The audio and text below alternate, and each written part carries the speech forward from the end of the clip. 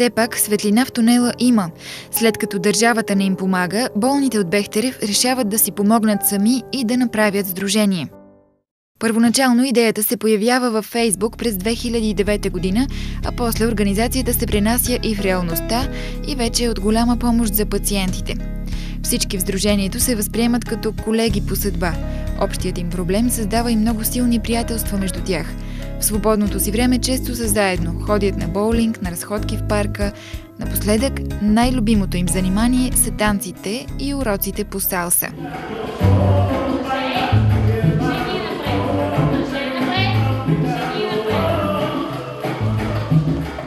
От сдружението защитават правата на пациентите, борят се с малкото финансиране от държавата и с дискриминацията.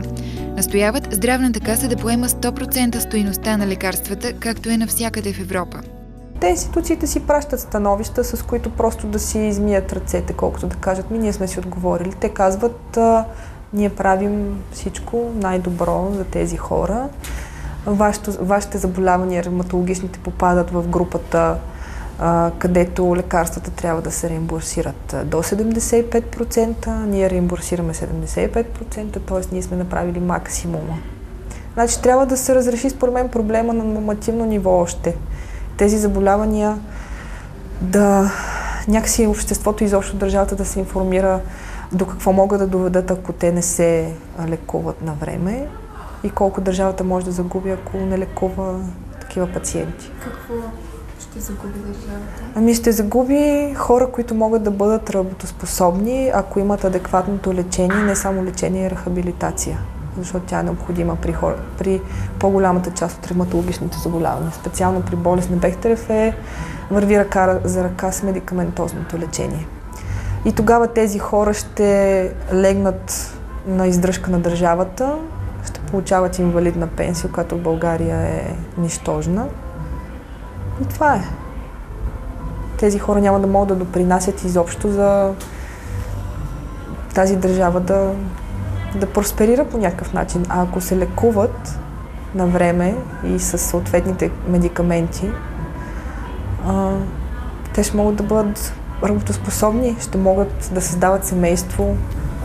Мисията на сдружението е да ориентира пациентите в хаоса на здравната система, да им посочва добрите болници и специалисти, от които могат да получат помощ, да информира за проблемите, за да може обществото, близките, колегите, работодателите да започнат да приемат болните с проблемите им, да са толерантни, да ги разбират, да са наясно защо трябва да им помогнат. Надяват се информацията за болестта да достигне до повече хора, които страдат от проблема, но все още не знаят за него. Първо е важно да се информира цялото общество, че такива заболявания съществуват, за да може хората, които тепърва се сблъскват с това, да намерят правилните специалисти, да знаят правата си, какво им се полага като лечение, да търсят най-доброто лечение. Отделно хората с такива заболявания се срамуват, страхуват, обществото ги отхвърля, тъй като повечето от тях причиняват инвалидизация и то видимо, това се вижда. Ако може по някакъв начин на тези хора да им се помогне да разберат, че не е страшно да боледуваш от такива заболявания, стига да намериш правилния специалист, правилното лечение и в крайна сметка държавата да си поеме ангажимента към хората с такива заболявания. От сдружението създават и организация на пациентите с ревматологични заболявания, които имат подобни проблеми. Една от болниците, които най-много им съдейства, е Военно-медицинска академия. Това е единственото лечебно заведение у нас, където хората с Бехтерев могат да получат безплатна рехабилитация. В момента лечението е безплатно, защото трябва да има и някаква хуманност към тези хора. След толкова неща, които се изписаха по адрес на нас, лекарите, и толкова грешки, нека все пак да се знае, че ние сме хора. Може и някога да допущаме грешки. Едва ли има хора, които са безгрешни. Но това, което го правим, не е свързано с Коледа, не е свързано с Нова година. Не ви ли прави впечатление, че българският народ става хуманен един ден преди Коледа, правят се концерти, се събират пари и един ден преди Велик ден. През останалото време някак се вглъбяваме в себе си, всеки се занимава с проблемите си. В процедурите са включени гимнастика и хидротерапия. 2 пъти годишно се провеждат и курсове за обучение на болните, по време на които получават ценни съвети и за упражнения вкъщи. Спане на твърдо легло, ако е възможно, колкото е възможно с по-ниска възглавница. Задължително, поне 2 пъти на ден, да лягат по корем за около 15-20 минути. Да не се застояват на едно място. На всеки час застояване пред компютър, каране на кола, да прекъсва трудовия процес, да извършва разходки около 10 минути. Най-лошият случай, ако няма какво да направи, да заключи вратата, да легне по гръб и продължение на около 10 минути да се мъчи с тела, да пипне съответно поза. Безплатната рехабилитация в ВМА е изцяло инициатива на самата болница, тъй като рехабилитацията по принцип за болест на Бехтерев е от изключително значение. В другите болници не стои така въпроса. Това е нещо, което е единствено те подемат такава инициатива. Имаме безплатни рехабилитации, които правиме чрез направления или по други начини, с набиране на някакви средства. Иначе колко струва рехабилитацията на месец? Рехабилитацията на месец зависи от състоянието на пациента, но може да стигне и до 800 и до 1000 лева, зависи в какво състояние е той. Но при всички положения повечето хора не могат да си го позволят. И дори има хора, например, които, да речем, могат да си вземат направление, но пък работодателите не са склонни да отсъстват от работа. Така че нещата съвсем не са уредени така, както на нас ни се иска. Доцент Троев от ВМА обяснява, че болестта засяга 0,5% от населението и изглежда, че болните от Бехтерев са незначително малко, но за всеки един от заболелите са нужни 100% грижи. Все пак безплатното лечение струва много на болницата. Въпросът тук е как да оцениш колко струва човешкия живот и изобщо кой има право да го оценява. Нашите средства, които използваме тук, разбира се, свързани са с подгряване на вода, басейна, апаратурната физиотерапия, също работят с някакво количество ток, което се изразходва, но едва ли здравето на хората можем да го сложим на едната страна на везната и да смятаме от другата страна колко сме загубили. Това, което сме спечелили, което сме направили за тях, е много повече.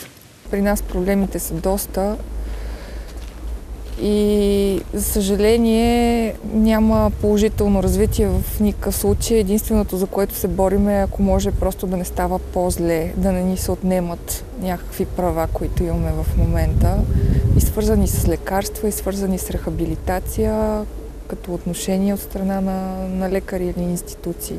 Много е трудно да се постави такава диагноза. Лекарите не я поставят лесно, не само в България.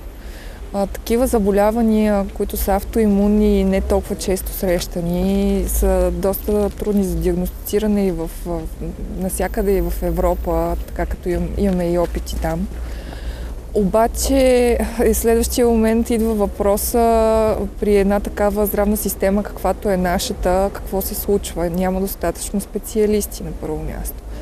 В следващия момент хората не знаят какви са техните права, никой не ги информира за това.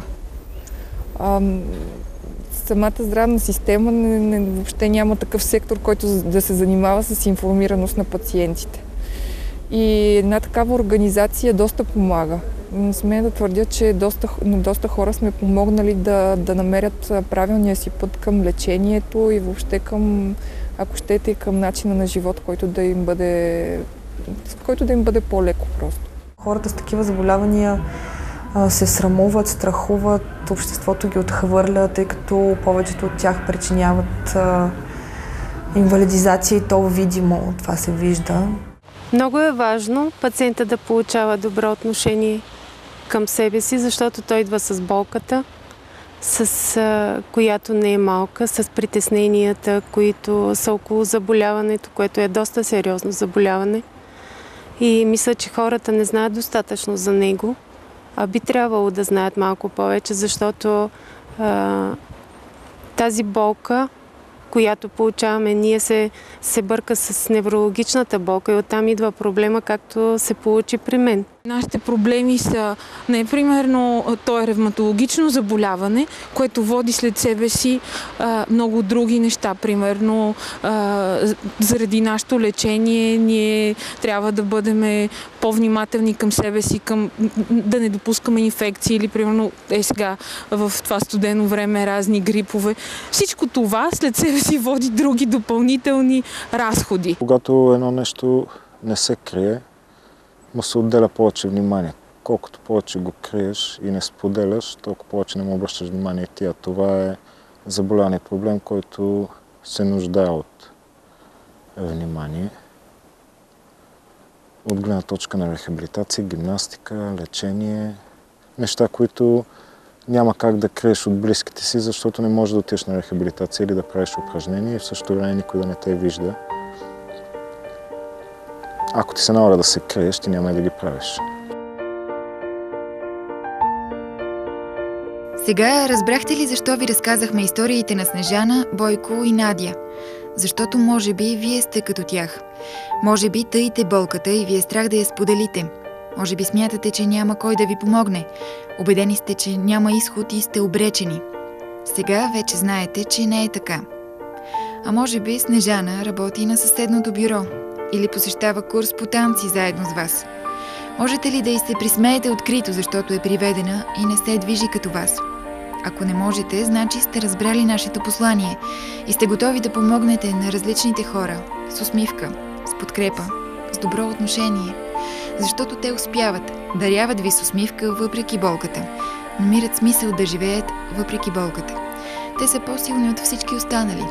Принудени от обстоятелствата, са се научили да се борят сами и ни дават ценен урок по човечност, по сила, по борбеност.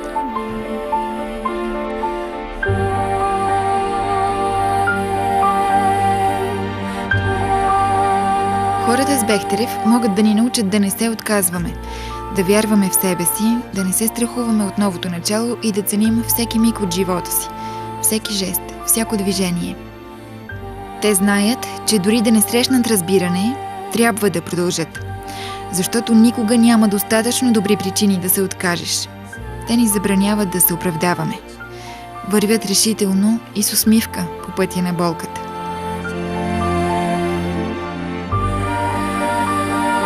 Ако поискаме, можем да повървим заедно с тях.